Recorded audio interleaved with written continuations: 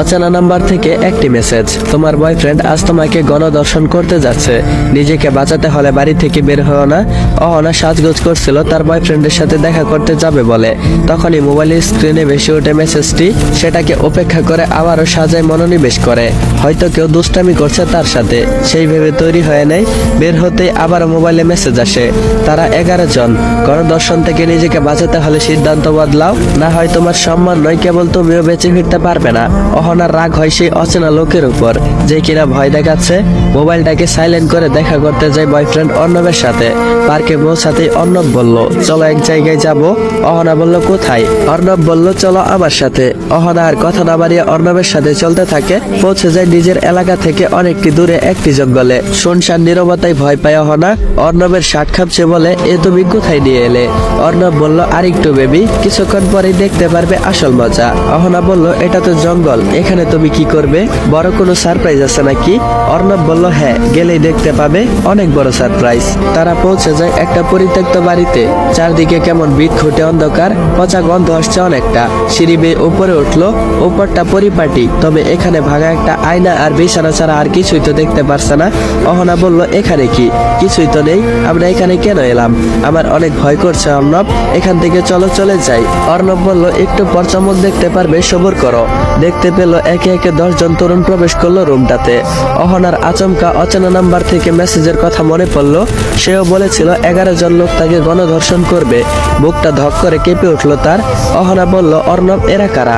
অর্ণব বলল, এরা আমার বন্ধু, মজা হবে আজকে। অহনা বলল, আমি বাড়ি যাব, আর এক মুহূর্ত এখানে না, তুমি গেলে চলো, না হলে আমি একাই চলে গেলাম। একজন লোক এগিয়ে আসে অহনার দিকে। কোথায় যাচ্ছ সোনা? তোমার জন্যই তো আমরা এখানে এসেছি, তুমি চলে গেলে মজা করবো কার সাথে? বলেই শয়তানি হাসিতে ফেটে পড়লো তারা। অর্ণব হাসছে, নিজেকে খুব অসহায় মনে হতে লাগলো অহনার। বারবার মনে আসছে সেই অচেনা নাম্বারের কথাটা, যদি তার কথা শুনে এইখানে না আসতো তাহলে এত কিছু ঘটতো না। অর্ণব সহ 11 জন পুরুষ অহনার দিকে এগিয়ে আসছে। অহনার নিজের হাতের ফোনের দিকে তাকায়। রাগের বশে ওর ফোনটা অফ করে রেখেছিল। তাড়াতাড়ি অন করতেই অর্ণব তার হাত থেকে মোবাইলটা নিয়ে বিছানায় ছুঁড়ে মারে। পরক্ষণে 11 জন এগিয়ে আসে অহনার দিকে। অহনাকে বিছানায় ধাক্কা মেরে ফেলে দেয়। অহনা পিঠের নিচে মোবাইলের অস্তিত্ব টের পায়। মোবাইল অন করতেই দেখতে পায় একটি মেসেজ, তোমার পেছনে বিছানায় একটা স্প্রে আছে, সবার মুখে স্প্রে করো, আমি ব্যবস্থা নিচ্ছি। অহনা কোনো কিছু না ভেবেই আশেপাশে তাকায়। সত্যি সত্যি একটা স্প্রে দেখতে পায়। হাতে নিয়ে তাদের মুখে স্প্রে করে দেয়। তারপর তাড়াহুড়ো করে রুমটি থেকে বের হয়ে যেতেই অর্ণব হাত ধরে ফেলে আর বলে, কোথায় যাচ্ছিস? তোকে আজকে ভোগ না করে ছাড়বো না, পালাতে পারবি না। তারপর অহনা অর্ণবের হাতে কামড় বসিয়ে দেয়। ব্যথার চোটে অর্ণব তাকে ছেড়ে দেয়। সিঁড়ি দিয়ে নামতেই আরেকজন এসে হাত টেনে ধরে, টেনে আবার উপরে নিয়ে যায়। ঠাস করে একটা চর বসিয়ে দেয়। অহনা ছিটকে পড়ে যায় বিছানায়। চিৎকার করেও কোনো লাভ নেই।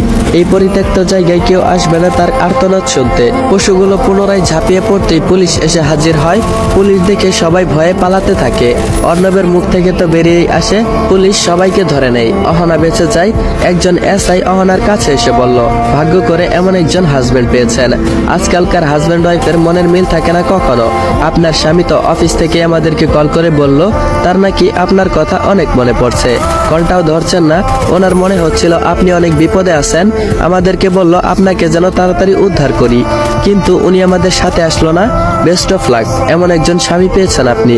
এখন আপনি চলে যান, আপনি নিরাপদ, আমাদের গাড়ি আপনাকে বাড়ি পৌঁছে দিবে। অহনা মাথা নাড়িয়ে সম্মতি জানায়। মনে মনে ভাবছে, কে সেই ব্যক্তি যে নিজেকে অহনার স্বামী বলে পরিচয় দিল, আর কেনই বা তাকে সাহায্য করলো, তাকে চিনলই বা কি করে?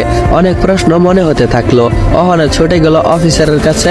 এসে বলল, স্যার, আপনি কি ওই লোকের নাম্বারটা আমাকে দিতে পারবেন যে আপনাকে বলেছিল আমাকে সাহায্য করতে? ইন্সপেক্টর অবাক হয়ে যায় আর বলে, আপনার স্বামীর নাম্বার আপনার কাছে নেই? অহনা আমদা আমদা করে বলল, আসলে সে নতুন সিম নিয়েছে, নাম্বারটা আমার মনে নেই। আপনি এখন যদি দেন তাহলে খুব উপকৃত হতাম, না হয় বাড়ি গিয়ে জানাবো কি করে। ইন্সপেক্টর নাম্বারটা দিয়ে দেয় অহনাকে। নিজেও কল করে সে অপরিচিত লোককে। আশ্চর্য বিষয়, ফোন বন্ধ বলছে। কয়েকবার ট্রাই করেও কোনো উপায় হয়নি। ইন্সপেক্টর বলল, বাড়ি গিয়ে ওনাকে খবর দিয়ে দিবেন, আমাদের এখন কল লাগছে না। অহনা বলল, জি স্যার। অহনা বাড়ি গিয়ে দেখে এটা সেই নাম্বার যে নাম্বার থেকে মেসেজ এসেছিল।